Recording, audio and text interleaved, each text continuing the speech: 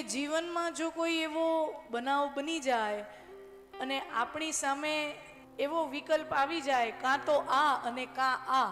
ઘણીવાર જીવનમાં એવા એવા પ્રસંગો આવી જતા હોય કે આપણે વિકલ્પમાંથી પસંદગી કરવાની હોય, કાં આમ અને કાં આમ.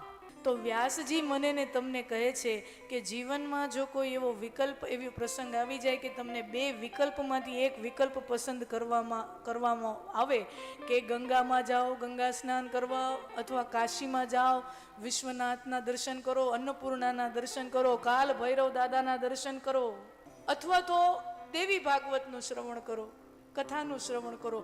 જો જીવનમાં આવો પ્રસંગ આવી જાય કે બેમાંથી એક વિકલ્પ પસંદ કરવો પડે, તો આપણા શાસ્ત્રકારો વ્યાસજી એમ કહે છે, ન ગંગા ન ગયા ન કાશી ન પુષ્કરમ બદ્રીવનમ ન નૈમિષમ.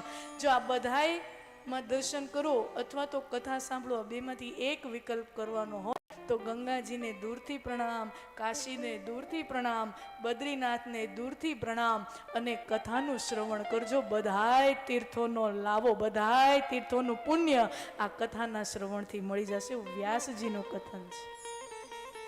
અને દેવી ભાગવતમાં તો ત્યાં સુધી કીધું છે કે જ્યાં જ્યાં આ દેવી ભાગવત કથાનું શ્રવણ થતું હોય, જે સ્થળમાં જ્યાં આ કથાનું શ્રવણ થતું હોય, જગતમાં એમ કહેવાય છે, પુરાણોના કથાઓના આધારે જો કહેવું હોય તો જગતમાં 51 શક્તિપીઠો છે. શક્તિપીઠોની રચના કેમ થઈ તો આપણને બધાને ખ્યાલ જ છે કે માં સતી જ્યારે દક્ષ પ્રજાપતિના યજ્ઞમાં હોમાઈ ગયા અને ભગવાન જ્યારે સતીનો દેહ લઈ અને વિચરણ કરી રહ્યા છે અને ત્યાં વિષ્ણુ ભગવાન પોતાના સુદર્શન ચક્રથી માના દેહના ટુકડા કરે છે અને માના દેહના અંગો અમુક ભૂમિના ટુકડા ઉપર પડ્યા છે, પ્રદેશોમાં પડ્યા, અને જ્યાં જ્યાં એ માના દેહનો અંગ પડ્યો એ જગ્યાને શક્તિપીઠનું નામ કીધું છે. એ જગ્યાને શક્તિપીઠનું નામ કીધું છે. તો ભારતભરમાં અને એકાદું પાકિસ્તાનમાં છે, હિંગલાજમાં, એ પાકિસ્તાનમાં બિરાજે છે. કારણ કે પહેલાં તો આ બધું અખંડ ભારત હતું. 1947માં આપણે દોરી આમ કરી બોર્ડરની, બાકી તો અખંડ ભારત હતું. તો હિંગલાજમાં એ પાકિસ્તાનમાં બિરાજે છે શક્તિપીઠ. 51 જગ્યાએ શક્તિપીઠોનું નિર્માણ થયેલું છે એવું આપણી પુરાણોની કથા કહે છે.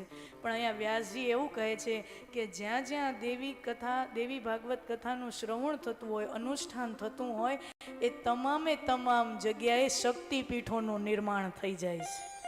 આ મારું કથન નથી, સ્વયં વ્યાસ કહે રહે હૈ.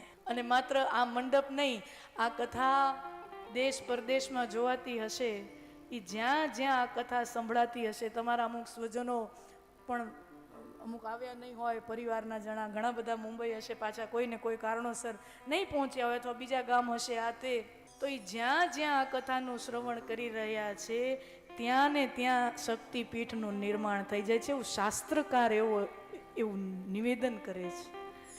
એટલે આપણે ત્યાં તો એમ કીધું છે ને કે આંગળી ચીંધવાનું પુણ્ય. આપણે ત્યાં એમ કહેવાય, વડીલો એમ કહેતા હોય, આપણે કાંઈ નહીં, આપણે કોઈનું સારું ન કરી શકીએ તો કાંઈ નહીં, પણ કોકનું ક્યાંક બીજી જગ્યાએ સારું થતું હોય, ખાલી આપણે આંગળી ચીંધી દઈએ, તમારું કામ વાં થઈ જશે. આંગળી ચીંધી દો ને એનુંય પુણ્ય હોય, આંગળી ચીંધ્યાનું પુણ્ય. અને આજની ભાષામાં કહેવું હોય તો લિંક ફોરવર્ડ કર્યાનું પુણ્ય. હા, લિંક ફોરવર્ડ કરવાનું પુણ્ય. એટલે તમારા જેટલા પણ સ્નેહી સંબંધીઓ, મિત્રો, વર્તુળ, જેની સાથે તમારો પ્રેમ ભર્યો વ્યવહાર હોય, એને આ લિંક મોકલી દેશો એટલે એના ઘરોમાં શક્તિપીઠનું નિર્માણ થશે. એ તમારું આંગળી ચીંધ્યાનું પુણ્ય, એ તમારું આંગળી ચીંધ્યાનું પુણ્ય.